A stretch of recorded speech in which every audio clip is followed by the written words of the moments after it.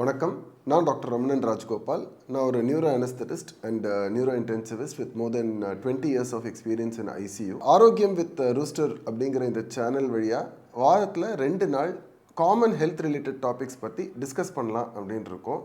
உங்களுக்கு இருக்கிற medical and health related டவுட்ஸை கீழே கமெண்ட் செக்ஷனில் சொல்லுங்கள். Every week we'll take 5 top questions and we'll answer those questions. So இந்த சீரீஸில் நாங்கள் இன்றைக்கி டிஸ்கஸ் பண்ணலான்னு நினச்சது ஒரு ரொம்ப இம்பார்ட்டண்ட்டான டாப்பிக்கு, இம்யூன் பூஸ்டர் கிட்ஸ் அப்படின்னு. நாங்கள் சும்மா கூகுளில் தேடி பார்த்தா என்னென்ன இருக்குது பாருங்கள். இம்யூன் பூஸ்டர் கிட்டுன்னு இருக்குது, இம்யூன் சிரப் இருக்குது, இம்யூன் 11 ஒன்று இருக்குது, இம்யூன் டீ அப்படின்னு ஒன்று இருக்குது, சவன் பிரகாஷ் அப்படின்னு ஒன்று இருக்குது, புராடைன் இம்யூனோ ப்ளஸ் அப்படின்னு இருக்குது, எவ்வளவோ இருக்குது. இம்யூன் பூஸ்டர் ட்ராப்ஸ் என்னென்னமோ இருக்குது. இதெல்லாம் உண்மையாக வேலை பார்க்குதுன்னு நீங்கள் நினைக்கிறீங்களா? இல்லை இதெல்லாம் வெறும் மார்க்கெட்டிங் ஜிமிக்ஸ் தானா? அப்போ நம்மளோட இம்யூன் சிஸ்டம் உண்மையில் சரியாக வேலை பார்க்காது, இதெல்லாம் எடுத்துக்கிட்டால் தான் நம்மளால் எதிர்ப்பு சக்தியோடு இருக்க முடியுமா அப்படிங்கிற பல கேள்விகள் நம்ம மைண்டில் இருக்கும். அதையெல்லாம் பிரேக் பண்ணுற மாதிரி தான் இந்த வீடியோவில் அதை பற்றின உண்மைகளை நம்ம அலசி ஆராய போகிறோம். ஸோ இன்றைக்கி நம்ம செலக்ட் பண்ணியிருக்கிற டாபிக் வந்து இம்யூனிட்டி பூஸ்டர்ஸ். நம்ம கோவிட்க்கு அப்புறமா நிறைய பேருக்கு என்ன டவுட் இருக்குது அப்படின்னா, நமக்கு எல்லாருக்குமே இம்யூனிட்டி கிடையாது அப்படிங்கிற டவுட் தான் இருக்குது. ஸோ இது சம்மந்தமாக எல்லார் மனசுலையும் வர முதல் கேள்வி என்ன அப்படின்னா, ஏன் எல்லாரும் இப்போ இம்யூனிட்டியை பற்றி பேசுகிறாங்க அப்படிங்கிற டவுட் தான் வருது. பொதுவாகவே நினச்சி பாருங்கள், நம்ம கோவிட்க்கு அப்புறமா அண்ட் இப்போ இருக்கிற இளம் தாய்மார்கள் எல்லாருமே என்ன நினச்சிக்கிறாங்க அப்படின்னா, இம்யூனிட்டிங்கிறது நம்மளாக பூஸ்ட் பண்ணிக்க வேண்டிய விஷயம், நம்ம உடம்புல இல்லாத விஷயம் அப்படின்னு நினச்சிக்கிறாங்க.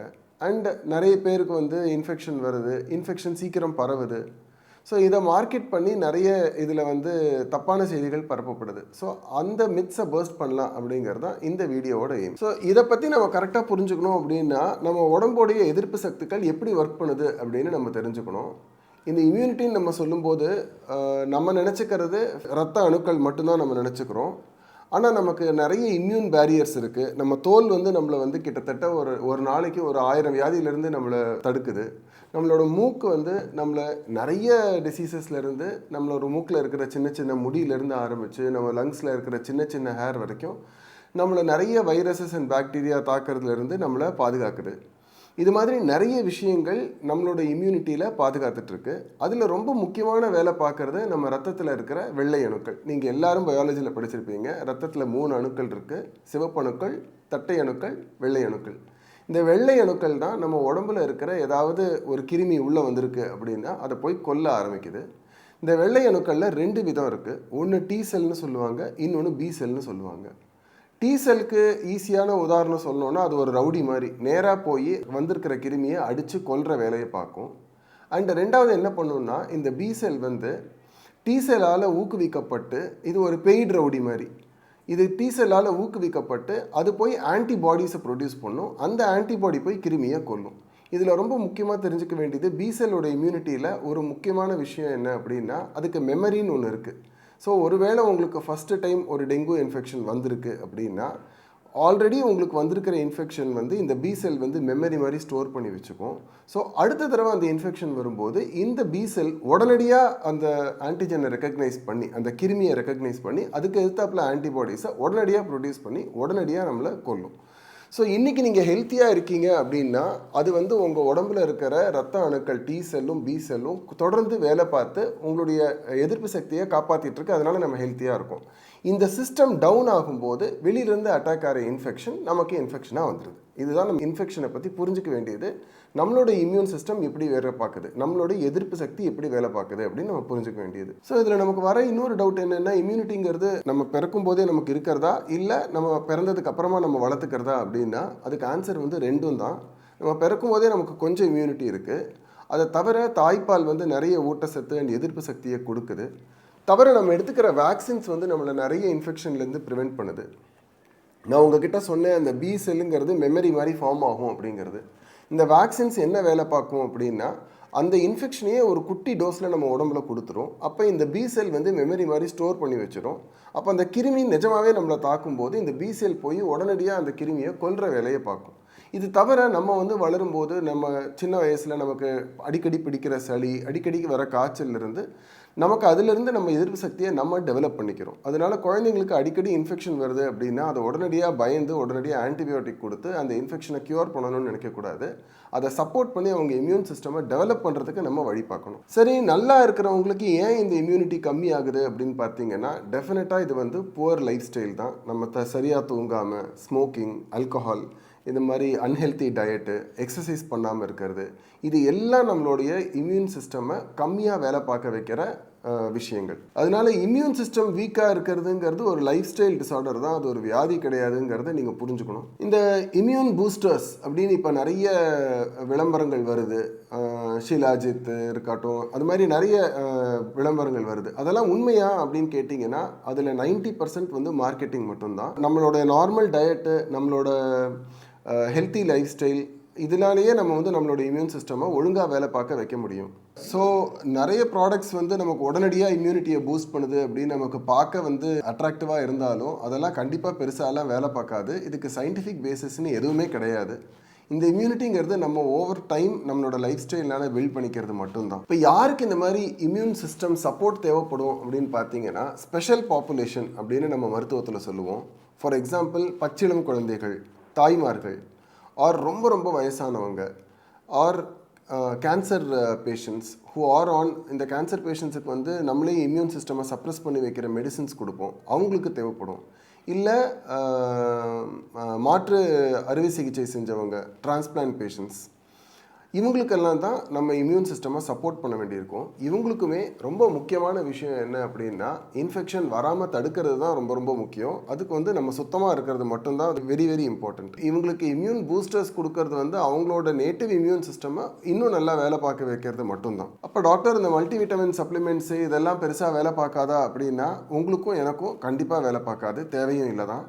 ரொம்ப ஸ்பெஷல் பாப்புலேஷன்ஸ், சிலவங்களுக்கு விட்டமின் அப்சார்ப்ஷன் நடக்காது, ஆர் நான் சொன்ன மாதிரி தாய்மார்கள், குழந்தைகள், இவங்களுக்கெல்லாம் தான் விட்டமின் சப்ளிமெண்ட்ஸ் தேவைப்படலாம், அவ்வளோதான். சரி, இப்போ நிறைய விட்டமின் எடுத்துக்கிறதுனால என்ன பாதிப்பு நடக்கும் அப்படின்னா, கொழுப்பு சார்ந்த vitamins, vitamin A, D, E, K, இதெல்லாம் என்ன ஆகும் அப்படின்னா உடம்புல வந்து நம்மளுடைய கொழுப்பு அணுக்களில் சேர்ந்து அதுவே வந்து விட்டமின் டாக்ஸிசிட்டியை உருவாக்கிடும். அதனால நிறைய விட்டமின் எடுத்துக்கிறது நல்லதும் கிடையாது, அதுவும் நீங்கள் புரிஞ்சுக்கணும். அடுத்த ரொம்ப காமனான கொஸ்டின் என்னென்னா, இஞ்சி, மஞ்சள், நெல்லிக்காய் இதெல்லாம் வந்து இம்யூன் சிஸ்டத்தை பூஸ்ட் பண்ணுதுன்னு சொல்கிறாங்களே, அப்போ அதெல்லாம் எடுத்துக்கிறது நல்லதா அப்படின்னா, அதெல்லாம் எடுத்துக்கிறது கண்டிப்பாக நல்லது தான். இது வந்து இம்யூன் சிஸ்டத்தை பூஸ்ட் பண்ண வைக்கலைன்னா கூட நம்மளோட ஜென்ரல் ஹெல்த்துக்கு, நம்மளோட இன்ஃப்ளமேஷனை கம்மி பண்ணுறதுக்கு இதெல்லாம் கண்டிப்பாக தேவை தான். அண்ட் விட்டமின் சி, நெல்லிக்காய் வந்து it's a very good source of vitamin C. ஆனால் இதெல்லாம் வந்து நம்மளோட இம்யூன் சிஸ்டத்தை பூஸ்ட் பண்ணுமா அப்படின்னு கேட்டிங்கன்னா கண்டிப்பாக கிடையாது. இதெல்லாம் நம்மளோட ஜென்ரல் ஹெல்த்தை வேணால் பூஸ்ட் பண்ணும். இந்த நெல்லிக்காய் எப்படி கண்டுபிடிச்சாங்க, இந்த விட்டமின் சியை வந்து இன்ஃபெக்ஷனுக்கு எப்படி லிங்க் பண்ணுறோம் அப்படின்னா, முன்னாடி காலத்தில் ஸ்கர்வி அப்படின்னு ஒரு வியாதி இருந்தது. இது எப்படி அப்படின்னா, கப்பலில் வந்து ரொம்ப காலமாக ட்ராவல் பண்ண வேண்டியவங்க, சாப்பாடே இல்லாமல் அவங்களுக்கு வந்து நிறைய இன்ஃபெக்ஷன், விட்டமின் சி டெஃபிஷியன்சி வந்து அவங்க வந்து ரொம்ப ப்ரோன் ஃபார் இன்ஃபெக்ஷன்ஸ் ஆகிட்டாங்க. அப்போது ஒரு மருத்துவர் என்ன கண்டுபிடிச்சாருன்னா, இவங்களுக்கெல்லாம் எலுமிச்சை பழத்தை கொடுக்கும்போது அவங்களோட இம்யூனிட்டி செமையாக வேலை பார்க்க ஆரம்பிக்குது அப்படின்னு கண்டுபிடிச்சாரு. அதில் தான் vitamin C got link to immunity. So vitamin C வந்து இம்யூனிட்டியை வந்து ஒர்க் பண்ண, நம்மளோட நேட்டிவ் இம்யூன் செல்ஸை ஒர்க் பண்ண வைக்கிறதுக்கு ரொம்ப தேவையான விஷயம். ஆனால் அது இம்யூன் பூஸ்டராக வேலை பார்க்காது. அடுத்து நம்ம காமனாக நினைக்கிறது, ஏதாவது சூப்பர் ஃபுட் இருக்குமா இம்யூனிட்டியை பூஸ்ட் பண்ணுறதுக்கு அப்படின்னா கண்டிப்பாக கிடையாது. நான் ஆல்ரெடி சொன்ன மாதிரி தான், நம்மளோட டயட்டும் நம்மளோட லைஃப் ஸ்டைலும் மட்டும்தான் நம்மளோட இம்யூன் சிஸ்டத்தை பூஸ்ட் பண்ண வைக்கும். ஆனால் இம்யூன் சிஸ்டத்தை அழிக்கிற செயல்கள் நிறைய நம்ம பண்ணுறோம். அதில் முக்கியம் நம்ம ஸ்மோக் பண்ணுறது. நான் உங்ககிட்ட சொன்னேன், நம்ம மூக்கில் இருக்கிறது, நம்ம நுரையீரலில் இருக்கிற சின்ன சின்ன முடிகள் வந்து நம்மளை ஒரு நாளைக்கு 100-200 இன்ஃபெக்ஷன்லேருந்து ப்ரிவெண்ட் பண்ணுது.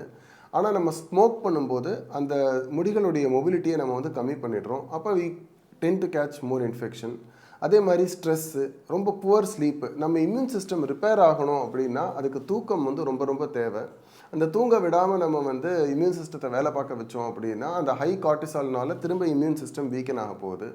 இது மாதிரி நம்மளோட லைஃப் ஸ்டைல் சேஞ்சஸ், நம்மளோட டயட்டு, இதெல்லாம் கண்டிப்பாக நம்மளோட இம்யூன் சிஸ்டம் வேலை பார்க்குறத பாதிக்க போகுது. அதனால இதெல்லாம் நம்ம சரி பண்ணோனாலே நம்மளால இம்யூன் பூஸ்டர்ஸை வந்து தேவையே இருக்காது, நமக்கு அதுக்கான வேலையும் இருக்காது. இன்னொரு காமனாக கேட்குற டவுட் என்ன அப்படின்னா, சரி டாக்டர், ஒரு இம்யூன் பூஸ்டர் எடுத்துக்கிறதுனால என்ன தான் இருக்குது, நேட்டிவ் மெடிக்கேஷன்ஸில் இருக்கிற இம்யூன் பூஸ்டர்ஸ்னு சொல்கிறாங்க, அது எடுத்துக்கிறதுல என்ன தான் இருக்குது அப்படின்னு பார்த்தீங்க அப்படின்னா, இதில் நாங்கள் காமனாக ஆஸ் டாக்டர்ஸ் பார்க்குற பிரச்சனை அப்படின்னா, இந்த நேட்டிவ் மெடிசின்ஸ் வந்து நிறைய மெடிசின்ஸ் வந்து லேபுக்கு போய் டெஸ்ட் ஆகிறது கிடையாது. அண்ட் அந்த நேட்டிவ் மெடிசின்ஸில் வந்து நிறைய ஹெவி மெட்டல்ஸ் ஆட் பண்ணுறாங்க. இதனால வந்து நம்மளோட லிவர், கிட்னி இதெல்லாம் பாதிக்கப்பட்டு அந்த பேஷண்ட்ஸ் வந்து கடைசியில் they end up in the hospital in a very bad shape. அதை தான் நாங்கள் தினம் பார்க்குறோம். அதனால நேட்டிவ் மெடிசின்ஸ் எடுத்துக்க போகிறீங்க அப்படின்னா அது ப்ராப்பராக லேபில் டெஸ்ட் ஆகி ப்ராப்பராக வர மெடிசனான்னு பார்த்துட்டு எடுத்துக்கிட்டீங்க அப்படின்னா உங்களோட லிவர், கிட்னி, மித்த ஆர்கன்ஸ்லாம் நம்ம சேஃபாக வச்சுக்கிறதுக்கு நம்மளால முடியும். ஸோ இப்போ என்னதான் பண்ணி இம்யூனிட்டியை ஜாஸ்தி பண்ணலாம் அப்படின்னு கேட்டிங்கன்னா அதுக்கு நான் சொல்கிற 5 முக்கியமான விஷயங்கள்: நல்ல தூக்கம், அட்லீஸ்ட் 7 to 8 hours நல்லா தூங்குறது, ஒரு moderate amount of physical activity, and வந்து நம்மளோட டயட்டில் வந்து ப்ரோட்டீன் நல்லா இருக்கா அப்படின்னு பார்த்து ஒரு ஆளுக்கு வந்து ஒரு நாளைக்கு 1 gram per kg. இப்போ நான் 70 கிலோ இருக்கேன் அப்படின்னா நான் 70 கிராம் ப்ரோட்டீன் சாப்பிட்டே ஆகணும். அவ்வளோ புரதச்சத்து நம்ம உடம்புல இருக்கா? இதில் ரொம்ப முக்கியமான மிஸ்கன்செப்ஷன் என்ன அப்படின்னா, நான் இன்றைக்கி கொண்டக்கடலை கொஞ்சோண்டு சாப்பிட்டேன் அது ப்ரோட்டீன் அப்படின்னு நம்ம நினச்சிக்கக்கூடாது. கொண்டக்கடலை கொஞ்சோண்டு சாப்பிட்டேன் அப்படின்னா அதில் ப்ரோட்டீனே இருக்காது. நான் கொண்டக்கடலை 100 கிராம் சாப்பிட்டேன் அப்படின்னா அதில் எனக்கு இவ்வளோ கிராம் ப்ரோட்டீன் கிடைக்குது அப்படின்னு வேணால் நம்மளால் கண்டுபிடிக்க முடியும். அண்ட் நம்ம ஸ்ட்ரெஸ்ஸை வந்து நம்ம மேனேஜ் பண்ணிக்கிறது ரொம்ப முக்கியம். அண்ட் ஸ்மோக்கிங், ஆல்கஹால் இந்த மாதிரியான விஷயங்களை அவாய்ட் பண்ணுறது ரொம்ப ரொம்ப முக்கியம். என்னடா இதெல்லாம் போரிங் அட்வைஸ், இதுக்காக இந்த வீடியோவை பார்க்க வந்தோன்னு நினைக்காதீங்க. இந்த அட்வைஸ் மட்டும்தான் வேலை பார்க்கும். நான் வந்து ஈஸியாக வந்து இதை சாப்பிட்டா இம்யூனிட்டி ஜாஸ்தி ஆகிடும்னு சொல்கிறது தான் ரொம்ப ஈஸியான வீடியோ. அந்த வீடியோ தான் நிறையவும் மூவ் ஆகும். ஆனால் இதுதான் கண்டிப்பாக ஒர்க்கும் பண்ணும். நான் ஆல்ரெடி சொன்ன மாதிரி ஸ்மோக்கிங் எப்படி நம்மளோட நுரையீரலில் இருக்கிற வேலையை பாதிக்குதோ அது மாதிரி தான் நம்ம குடிக்கிற ஆல்கஹால் வந்து நம்ம இன்டெஸ்டைனில் இருக்கிற நல்ல பாக்டீரியாவை சேர்த்து கொல்ல போகுது. அப்போ நமக்கு இன்னும் இம்யூனிட்டி கம்மி தான் ஆக போகுது. அதனால இதெல்லாம் நம்ம அவாய்ட் பண்ணுறதுனாலே நம்ம இம்யூனிட்டியை நம்ம நல்லா வேலை பார்க்க வைக்கலாம். அண்ட் இன்னொரு காமன் ப்ரோபகண்டா, வேக்சின்ஸ் எல்லாம் தேவை கிடையாது, இதுக்கெல்லாம் நம்மளுடைய நேட்டிவ் இம்யூன் சிஸ்டத்தையே நம்ம நல்லா வேலை பார்க்க வைக்கலாம் அப்படின்னு ஒரு காமன் ப்ரோபகண்டா இருக்குது. நீங்கள் ஹிஸ்ட்ரி வைஸ் எடுத்து பார்த்தீங்க அப்படின்னா நம்ம இன்றைக்கி மனிதர்கள் வந்து 70 வயசு 80 வயசு வரைக்கும் நிறைய பேர் வாழறோம் அப்படின்னாலே அது வந்து வேக்சின்ஸ்னால மட்டும்தான். ஏன்னா இதுக்கு முன்னாடி இருந்த ஜென்ரேஷனில் நிறைய பேர் 30 வயசு 20 வயசில் செத்து போயிடுவாங்க பிகாஸ் ஆஃப் இன்ஃபெக்ஷன். இப்போ அந்த இன்ஃபெக்ஷனுங்கிறதே இல்லாமல் பண்ணது நிறைய வேக்சின்ஸ் வந்ததுனால தான். நானும் நீங்களும் இன்றைக்கி இந்த வீடியோவை பார்த்துட்ருக்கோன்னாலுமே அது இந்த வேக்சின்ஸ்னால மட்டும்தான். So vaccines are generally safe. நீங்கள் வந்து நம்ம Indian association of paediatrics and WHO guidelines படி என்னென்ன வேக்சினேஷன் ஸ்கெடியூல் இருக்கோ அதை எடுத்துக்கிட்டோன்னா it's generally very safe only. So இந்த இம்யூன் சிஸ்டம், நம்மளுடைய எதிர்ப்பு சக்தியை பற்றி 3 தவறான செய்திகளை நம்ம புரிஞ்சுக்கணும் அப்படின்னா அதில் ரொம்ப முக்கியமான விஷயம் சப்ளிமெண்ட்ஸ் வந்து ஸ்லீப்பை ரீப்ளேஸ் பண்ண முடியும் அப்படிங்கிறது. 2வது, வேக்சின்ஸ் வந்து இம்யூனிட்டியை வீக்கெண்ட் பண்ணுது அப்படிங்கிறது ஒரு தவறான செய்தி. 3வது, ஃப்ரீக்வெண்ட் இன்ஃபெக்ஷன்ஸ் நமக்கு வருது அப்படின்னா நம்மளுடைய இம்யூன் சிஸ்டம் வீக்காக இருக்குது அப்படிங்கிற அர்த்தம். இது 3 வந்து கண்டிப்பாக நம்ம மாற்ற வேண்டிய சிந்தனைகள் இம்யூன் சிஸ்டம் பற்றி. அண்ட் அதையே நம்ம இன்னும் மாற்றி நினைக்கணும் அப்படின்னா the 3 simple rules to have an effective immune system is sleep well, eat well and be active. இது 3 மட்டும்தான் நம்மளோட இம்யூன் சிஸ்டமை பூஸ்ட் பண்ண வைக்கிறதுக்கு தேவையான விஷயங்கள். அண்ட் எப்போ வந்து ஒரு டாக்டரை கன்சல்ட் பண்ணணும் அப்படின்னா, இப்போ குழந்தைங்களுக்கு வந்து அடிக்கடி இன்ஃபெக்ஷன் வருது. ஆனால் இந்த இன்ஃபெக்ஷனோட இந்த குழந்தை நல்லா விளையாடிட்டு இருக்கு அப்படின்னா அந்த குழந்தைக்கு நம்ம அந்த இன்ஃபெக்ஷனை ட்ரீட் பண்ண வேண்டிய அவசியம் கிடையாது. ஆனால் இந்த இன்ஃபெக்ஷனால், காய்ச்சல்னால குழந்தையோட ஆக்டிவிட்டி பாதிக்கப்படுது அப்படின்னா அப்போ நம்ம அதை இன்ஃபெக்ஷனை ட்ரீட் பண்ணணும். இதுதான் நீங்கள் தாய்மார்களாக புரிஞ்சுக்க வேண்டிய ரொம்ப முக்கியமான விஷயம். ஸோ இம்யூனிட்டியை பூஸ்ட் பண்ணுறதுக்கு ஷார்ட்கட்னு ஒன்றும் கிடையாது, அதை புரிஞ்சுக்கோங்க. அண்ட் நம்ம கன்சிஸ்டண்ட்டாக நம்ம நல்ல லைஃப் ஸ்டைல் லீட் பண்ணிட்டு இருந்தோம்னா நமக்கு சப்ளிமெண்ட்ஸுங்கிறது எதுவும் தேவை கிடையாது. சப்ளிமெண்ட்ஸுக்கு ஒரு டெஃபினட் ரோல் இருக்குது. ஆனால் அந்த மெடிக்கல் அட்வைஸை எடுத்துக்கிட்டு பண்ணோம் அப்படின்னா it's better. And always social மீடியாவை நம்பி சயின்ஸை கோட்டை விட்டுறாதீங்க. அது மட்டும் தான் நான் இந்த வீடியோ மூலிமா சொல்ல விரும்புகிறேன். ஸோ இந்த வீடியோ உங்களுக்கு யூஸ்ஃபுல்லாக இருந்தது அப்படின்னு நினச்சிங்கன்னா நம்ம ரூஸ்டர் நியூஸ் சேனலுக்கு சப்ஸ்கிரைப் பண்ணுங்கள் அண்ட் இந்த வீடியோவை லைக் பண்ணுங்கள். அண்ட் உங்களுக்கு வந்து இம்யூன் சிஸ்டம் பற்றியோ இல்லை ஜென்ரல் ஹெல்த் பற்றியோ ஏதாவது டவுட்ஸ் இருந்தது அப்படின்னா கீழே கமெண்ட் செக்ஷனில் கேளுங்க. அடுத்த வீடியோஸில் இதை பற்றி ஆன்சர் பண்ண ட்ரை பண்ணுவோம். டாப் 3 கொஸ்டின்ஸ் எடுத்து ஒரு வீக்கும் ஆன்சர் பண்ண ட்ரை பண்ணுவோம் நம்ம. அண்ட் உங்களுக்கு ஏதாவது டாப்பிக்கை பற்றி டிஸ்கஸ் பண்ணணும்னு தோணுச்சுன்னா அந்த டாப்பிக்கை கீழே கமெண்ட் செக்ஷனில் சொல்லுங்கள். we will try to discuss about that topic. ஊடகம், கார்ப்பரேட், அரசியல்வாதிகளின் கைப்பாவையாக அடிமைகளாக இருந்தது போதும். இனி சாட்டை எடுத்து சுழற்றும் நேரம் வந்துவிட்டது. ஊடகம் பொதுமக்களாகிய உங்களுக்காக உங்களாலேயே இயக்கப்பட வேண்டும். ஊடக சுதந்திரத்திற்காக உங்களின் பங்களிப்பை இன்றே அளித்திடுங்கள்.